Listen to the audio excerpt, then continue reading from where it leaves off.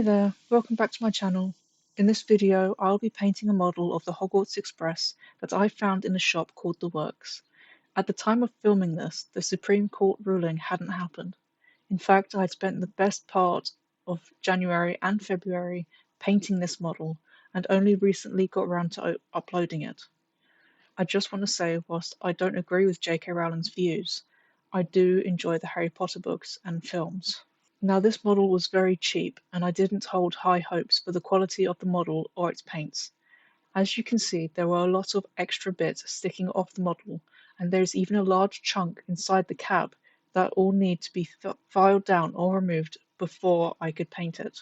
The model did come with its own paints, decals, stickers, and paintbrush, as you can see, but I chose to use the paints and brushes I already had to do this because they were generally of better quality than the ones that came with the model. I started off with filing down and removing the parts that were clearly left over from the mold it had been created in. As you can see, this part took a long time to do. I only included footage of some of the filing since I wanted this to be a short video. I did have to carve out a portion of the chunk inside the cab before filing it down because it was so big.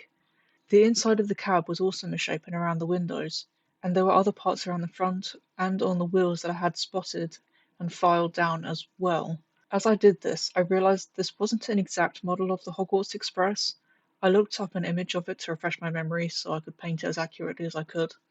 Because of this, I decided to paint it as close to the original model of the train used in the movies as I could, but because it's not an exact model, I made a few judgment calls with colouring it in certain parts, just so it would look nice. I started painting with the large areas just to give myself a sense of achievement for finishing it off quickly. I tend to get put off if I don't see any progress, so just got the bigger parts out of the way. I didn't use any of the paints that came with it since I didn't trust the quality, and frankly I didn't believe there was enough of each colour to paint the whole train because the pots were so small, so I used colours I already had from painting my other models. I used Blood Angel Red, a Citadel colour I used on my Blood Angels, and I used a variety of colours for my Vallejo collection for the rest of the train. I've left a list of the colours I used in the description below in case any of you are interested. Vallejo is a good alternative from the more expensive paints you get from the Warhammer store. They have good thickness to them and they can be watered down as and when needed. They're also fairly cheap compared to the Citadel colours from the Warhammer store, so it's quite good. There's not really much more for me to say here, other than I was correct in my original assumption that painting the wheels would be the most awkward part of this project.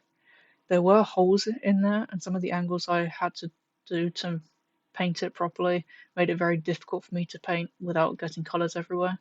My hands aren't exactly the most steady and tend to shake a bit, but I reckon I did alright in the end. Here is some music to listen to whilst the rest of the video plays, and also if you've made it this far and enjoyed watching it, please subscribe and like. I'm going to try and upload more videos more regularly over the rest of the year. Enjoy the rest of this video.